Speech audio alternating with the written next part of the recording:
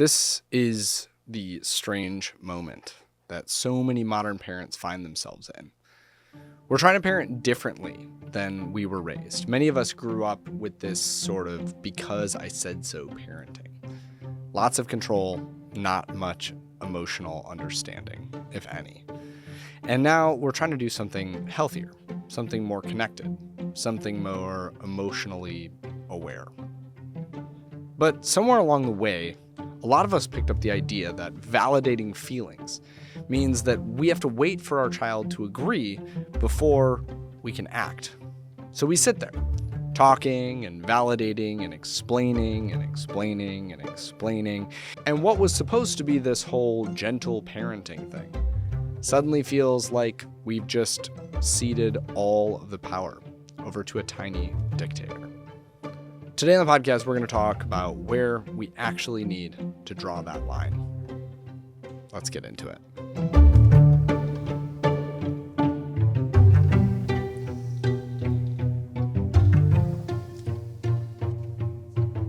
Before I jump in, just a little bit of an update. As you can see, the environment around me looks pretty different. I am not out on a porch anymore. When I was recording the episodes that recently came out, all of that was up on my porch, and I have since been spending a lot of the time that I haven't been making podcasts completely redesigning my basement into a recording studio. And that's a really fancy term. If I could give you a tour around, you'd see that it still basically just looks like a basement. But right behind me, it looks like I'm in a really cool, swanky room. And I put up acoustic paneling so that the podcast is going to sound better. And I tried to put up all this stuff to just kind of make it a little better, a little bit more, I don't know, just like podcasty. And part of that is that I'm going to starting to try to release video podcasts, not on YouTube, because that feels like just too overwhelming, but I'm going to try and release them on Substack, which is a place that I direct you to as you're a listener of the podcast, to support me. For $5 a month, you can get articles.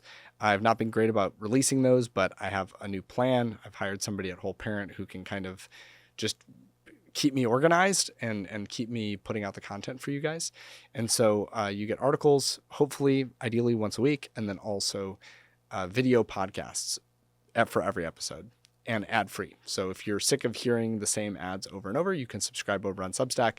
And for $5 a month, you can get an ad-free podcast. The other place that I'm thinking about putting these up, and I don't know if this is going to happen right now or sometime in the near future, is inside the membership, which is where our first question comes from today.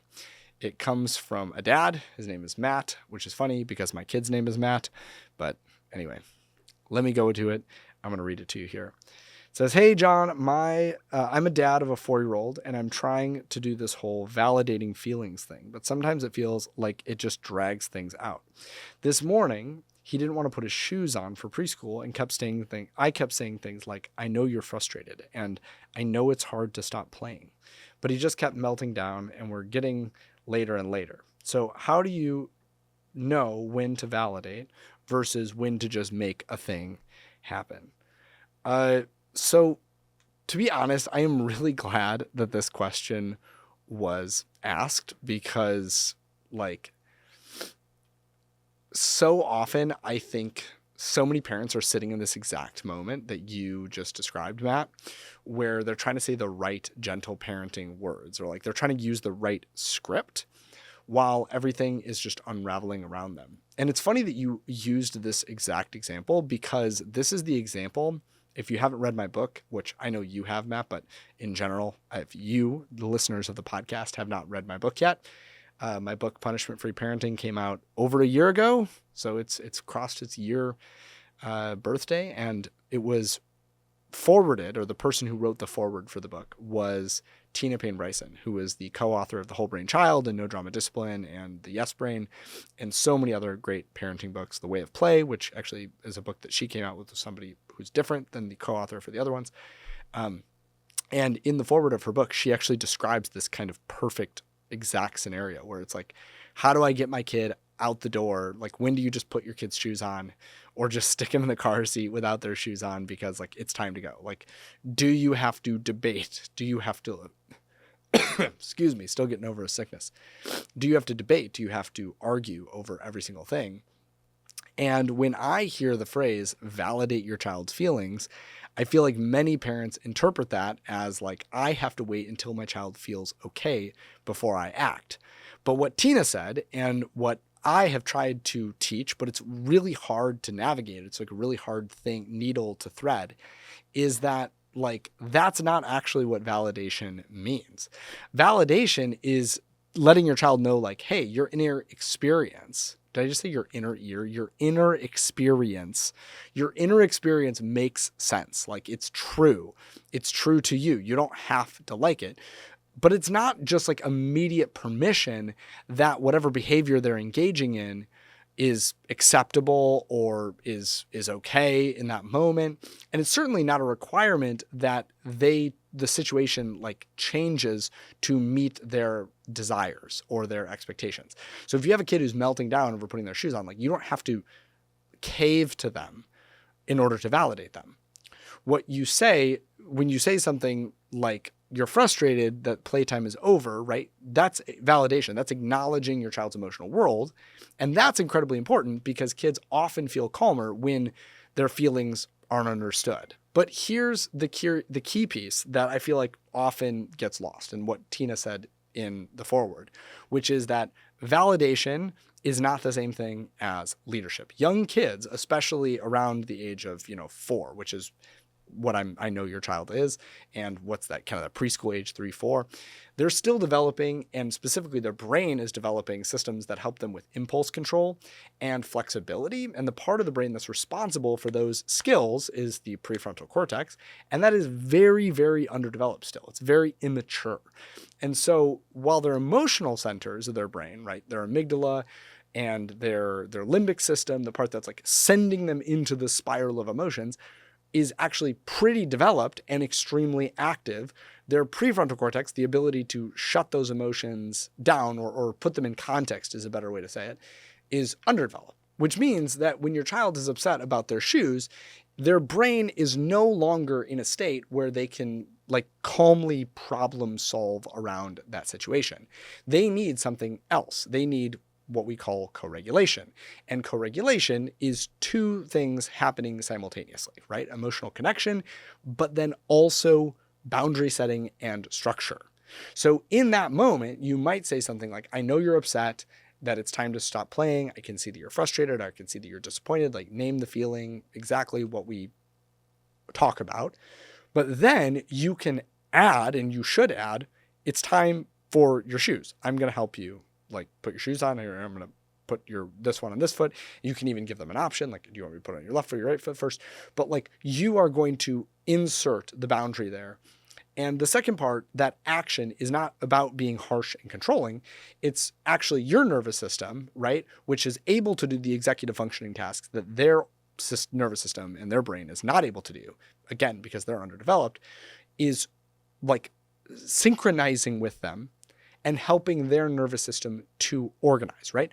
So this sounds very woo-woo, but what we actually see in the fMRI machine when we put parents and kids into a scanner is, and not at the same time, not the same scanner, but different scanners. And they when we scan them together, we see that their brains, when they're talking, actually, and when they're co-regulating with each other, their brains actually start to light up in the same ways. Like, you can actually use your brain to calm your child's brain. And you are the one who knows what the next step is to putting on their shoes. You are the one who knows that you have to get out of the house right now. Like, that's not your child's responsibility. And we have, I think, in the gentle parenting, modern parenting movement, forgotten that it is still our job to help our kid get out of the house. Like, it's still our job to hold that boundary. It's still our job to get them moving. And we don't have to be a tyrant or a dictator to do that, right? Your leadership can be calm. And calm leadership actually does something powerful neurologically. Your prefrontal cortex is essentially temporarily functioning as your child's prefrontal cortex in those moments, and you're showing them that the big feelings can exist and that also life can keep moving forward. And this is where I think a lot of modern parenting and just like modern parents in general get super stuck, is that many of us grew up in homes where adults had plenty of the authority, no emotional attunement. And so when we heard things constantly like stop crying, or just like because I said so, or, just do what I say. And like, there's no ifs, ands, or buts about it. When I say jump, you say how high will go, like any of that stuff. And so now we are trying to do something better, and we're emotionally aware, right? Like we're compassionate, we're responsive.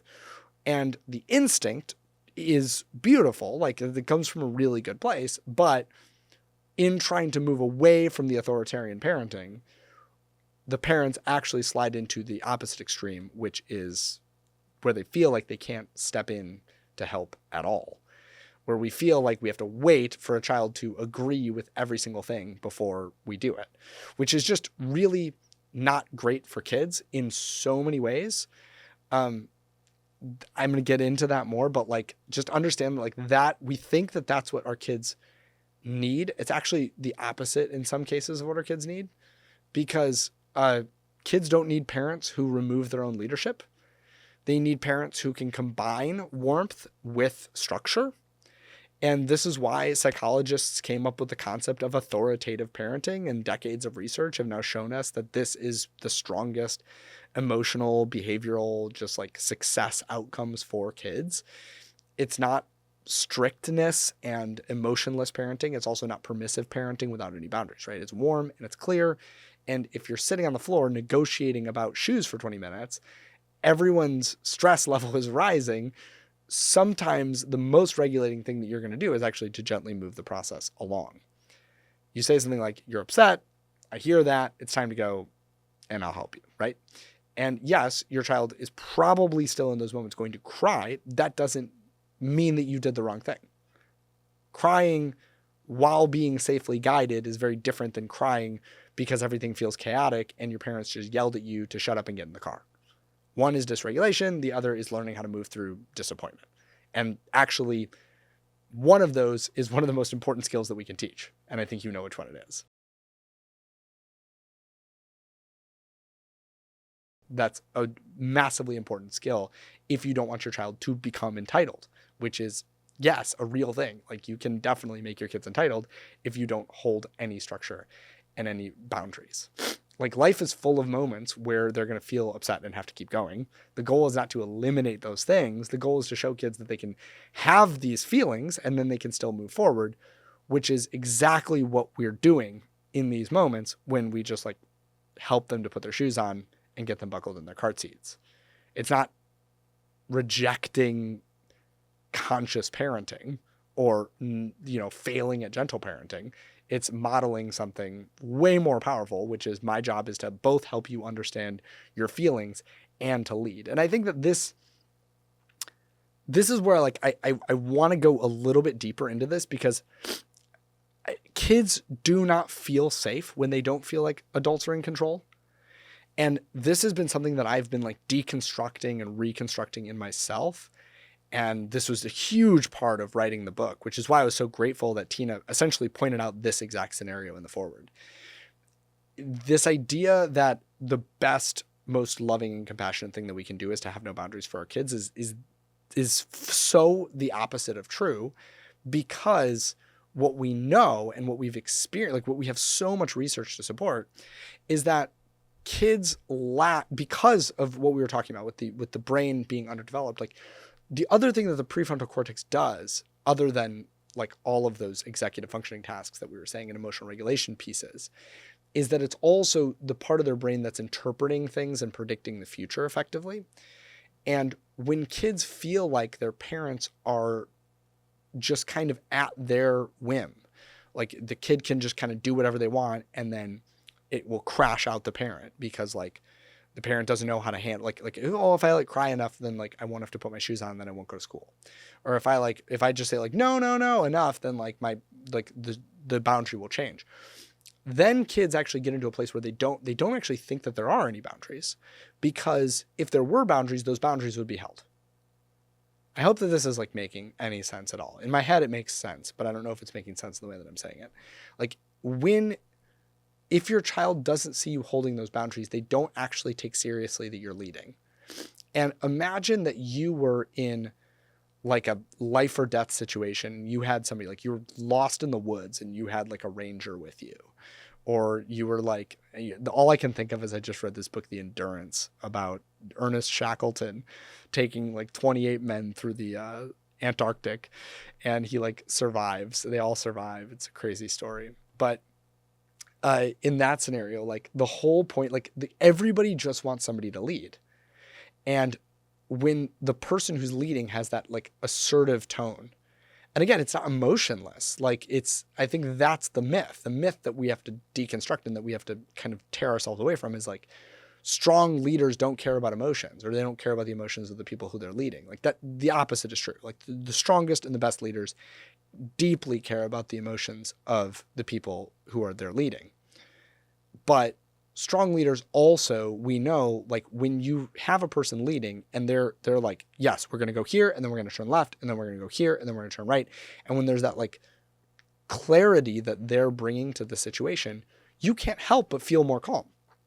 Now, just imagine that kids, like they don't have to be lost in the woods. They don't have to be lost in the Antarctic in 1915 or whatever. They feel like the world is life or death and unpredictable, just like in your neighborhood, just going to school. That's how they feel. That's how they go through the world. And so like, I think that there's a real place here to say, we have to be willing to be leaders, and we have to be willing to kind of hold lines and say like, okay, now it's time to put on our shoes. Like, it's okay to be frustrated, and it's okay to be overwhelmed, and it's okay. Like there's all this stuff can be true. And also now it's time to put on our shoes. Like now it's time to get in the car. It's time to go to school. No, but I was like, I want to keep doing this. I hear you. You want to keep doing this. And it's so frustrating when you want to keep doing something, but we can't. And you know what? I feel that way too sometimes. Now it's time to go to school. Or now it's time to go to preschool. Now it's time to put on our shoes. Now it's time to get in the car.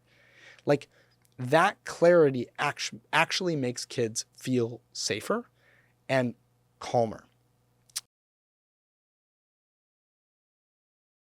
And here's the crazy thing about boundaries, and I want to have another entire episode. And if you feel like I'm coming to an end, it's because I am. I'm trying this new thing where I feel like if I just cover one question in more depth, it's going to be more digestible.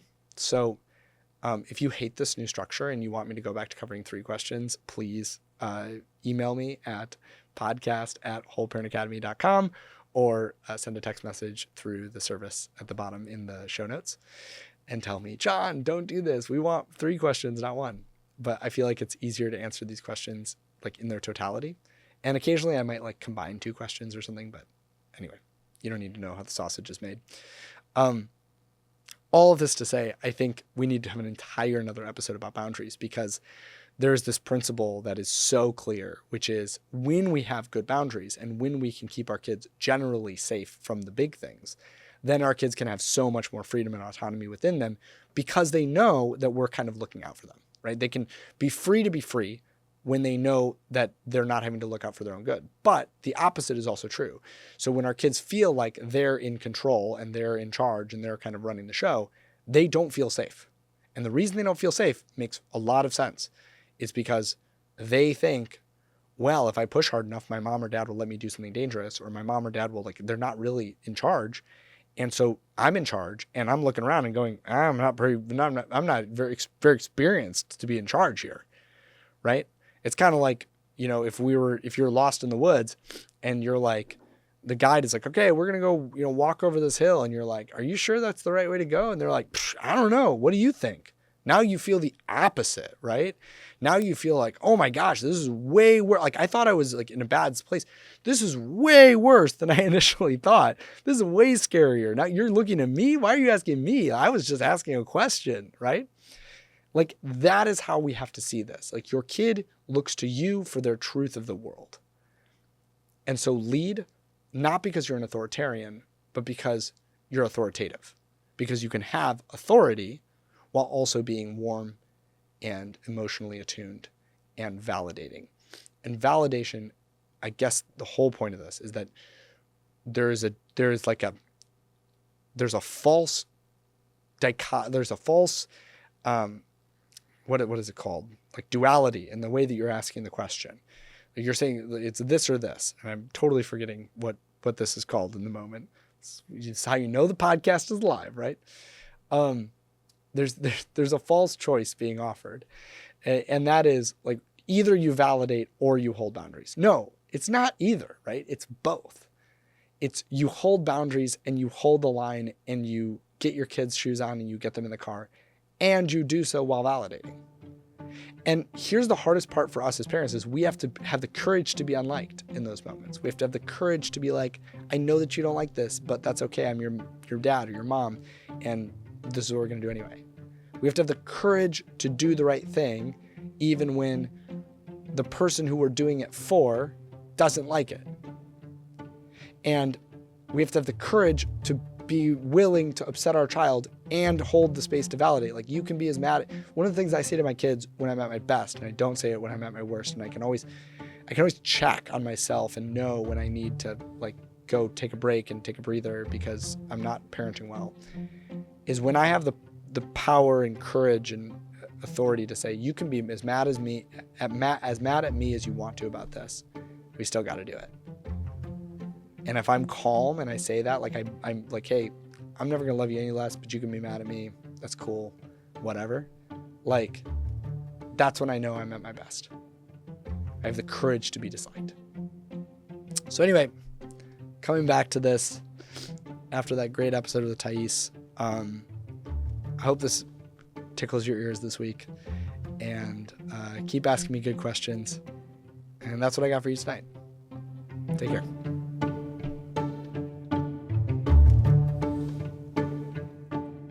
Thank you for your time listening to the Whole Parent Podcast today. I hope you got something out of it. I have a couple quick favors to ask of you as we end the episode. The first one is to jump over on whatever podcast platform that you are listening to right now and rate this show 5 stars. You'll notice there are a lot of 5-star ratings on this show, whether that's on Spotify or Apple Music or Apple Podcasts. We have a ton of 5-star ratings, and it helps our podcast get out to more people than almost any other parenting podcast out there. And so it's a really quick thing that you can do if you have 15 or 20 seconds. And if you have an additional 30 seconds, I'd love to read a review from you. I read all the reviews that come through. If you particularly like one part of the podcast, or you like when I talk about something or whatever, imagine that you're writing that review directly to me. The second thing that you can do is go and send this episode to somebody in your life who you think could use it. Think about all the parents in your life. Think about your friends, your family members who could use a little bit of help parenting. It's vulnerable to share an episode of a parenting podcast with them. I get it. But imagine how much better your life is as a result of listening to this podcast, of following me on social media, of getting the emails that I send out. You can share that with someone else too. And so I encourage you, just go over, shoot them a quick text, share this episode with them, or share another episode that you feel like is particularly relevant to them. The last thing you can do is go down to the link, show notes at the bottom. And like I said, in the mid-roll, you can subscribe on Substack. It's $5 a month or $50 a year. I don't have that many people doing it, and yet the people who are doing it have made this possible. And so if you like this episode, if you like all of the episodes, if you want them to continue, the only way that I can keep making them is through donor support, free will donations to the podcast. Please, please, please, please, as you're thinking about the end of this year, as you're thinking about your charitable giving, I know I'm not a 501c3. You can't write it off on your taxes, but if you'd like to give me a little gift to just say thank you for what you've done this year, the best way to do that is over on Substack. Again, $5 a month, $50 a year. It's not going to break the bank. It's probably less than you spend on coffee every week. Definitely less than you spend on coffee every week. Maybe less than you spend on almost anything, right? $5 a month is very, very small, but it goes a long way when it's multiplied by all of the different people who listen to the podcast and sending that over to me. I get all of that money. It's just my way of being able to produce the podcast, spend money on equipment, spend money on subscription fees, hosting fees for the podcast, all of that stuff, email server fees, all that. So if you're willing to do that, I would love it. Thank you so much for listening to this episode, and I'll see you next time.